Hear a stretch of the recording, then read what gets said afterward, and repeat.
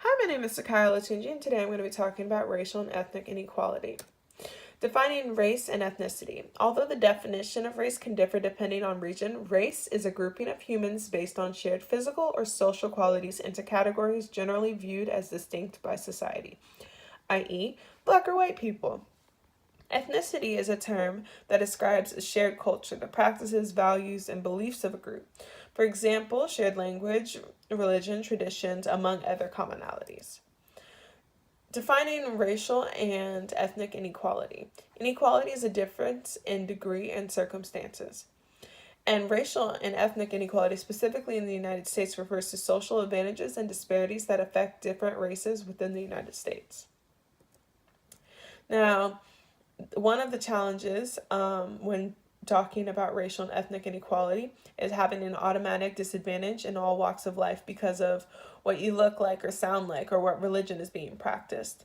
And what I mean by this is simply that discrimination is embedded into almost every aspect in this country, whether you're talking about schooling and education or housing or in the workplace or pretty much anywhere else.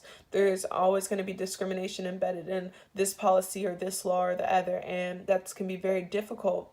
And it can place a person of color or a certain ethnicity at a disadvantage every day, and it can be quite exhausting, and that's one of the major challenges.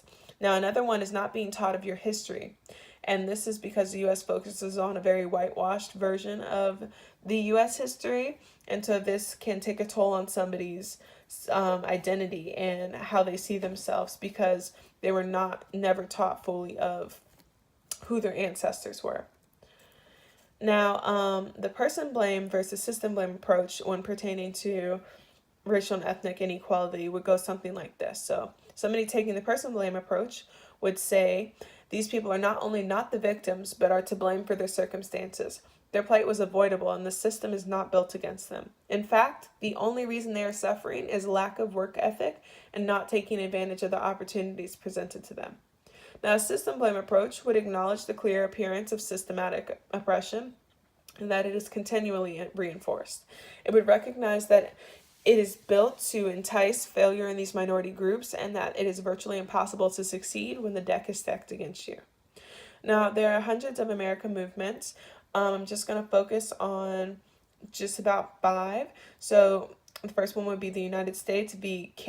Wong Ark Kim, the Brown versus Board of Education, the Civil Rights Movement of 1964, the Black Lives Matter movement, and what's going on currently in Flint, Michigan. Now, specifically with the United States v. Wong Ark Kim, that was targeted and geared to give Chinese Americans the right to be able to own land and businesses in this country and eliminate all the discriminatory policies that were put in place to make it harder for them to just simply exist. Now, the Brown v. Board of Education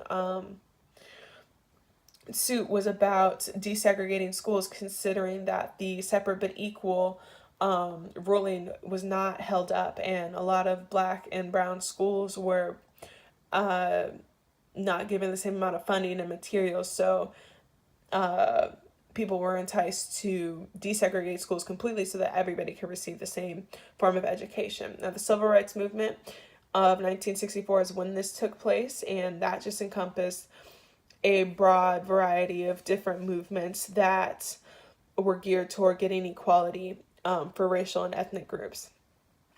The Black Lives Matter movement is something more recent, which is geared to targeting police brutality and the amount of black bodies and brown bodies that it claims every year. And the Flint, Michigan crisis right now is just about how a minority community in Michigan does not have clean water, and they haven't for years now, and it is a prime example of racial inequality because you don't see this in white communities in America. Now, inequality in housing. Segregated housing was enforced by the law and American terrorist groups such as the KKK. Now, post-slavery, when people were migrating and moving around, white communities wanted to remain isolated, and groups such as the KKK helped do so by instilling a sense of terror and fear in people of color so that they wouldn't want to integrate. Now, what came shortly after was redlining and housing segregation, which is a form of systematic oppression that encompasses the denial of real estate services to people of color in predominantly white areas. The result leads to a concentration of race or ethnicity in one area. So you see right here, this is a redlining map of Chicago. All of the red areas are the predominantly black ones, and all of the yellow are predominantly white, and the blue just is an example of different forms of like parks and stuff. But this is a prime example of the amount of concentration that was enforced with black and brown people in these different communities. Now, inequality in the workplace. There's a distinct difference in pay between white men and everyone else in this country.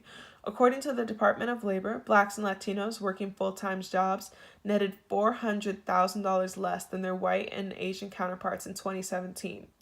Hiring discrimination has been a part of this country since its inception. Affirmative action helped lessen the discrimination but didn't solve it, and that was geared to end all of the hiring discrimination and pay differences. And it was supposed to be the polar opposite of discrimination. It was supposed to be positive discrimination, so it would allow more blacks and other people of color and ethnicities to get jobs that they originally wouldn't have been considered for. Now, racism, prejudice, and discrimination are still very present in these workplaces and workspaces that have allowed new groups and genders into these roles that they wouldn't have had prior to that. And that's still an issue that is global. Now, inequality in education. There's a global issue pertaining to people not being able to receive a quality education. It is significantly easier for white men to get a quality education. In addition, whites are statistically proven to be given preferred treatment in school. In the U.S., the school to prison pipeline is a major issue in predominantly black inner city schools.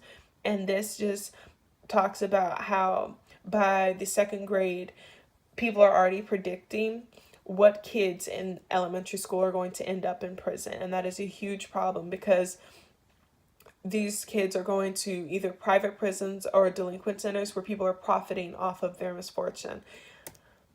Now, inequality in the law. The U.S. has a long history of incorporating racial prejudice into legislation and policy nationwide. Now, with this, we can talk about the different amendments that had to be made to allow black people to be considered equal in this country, to allow women to vote. And this is still an issue because even though these people have the right to vote, there's still a lot of oppression, voter suppression, and constitutional rights that are being violated within different races and ethnicities. Blacks and Latinos are in prison more frequently and are awarded significantly longer sentences than their white counterparts. And this is especially true due to over-policing of black and brown communities in this country, as well as mandatory sentencing that was put in place during the war on drugs, which was directly formed to target black and brown communities. So how to solve this? So many people believe colorblindness is the solution to end racism and inequality. This couldn't be more incorrect. The proper way to handle people of different racial and ethnic backgrounds is to acknowledge it. To be colorblind is to act as if you don't see a person at all. Race and ethnicity are a part of a person's identity, so to strip them of that is no better than discriminating. In addition, the plight of these people need to be awarded reparations for such mistreatment.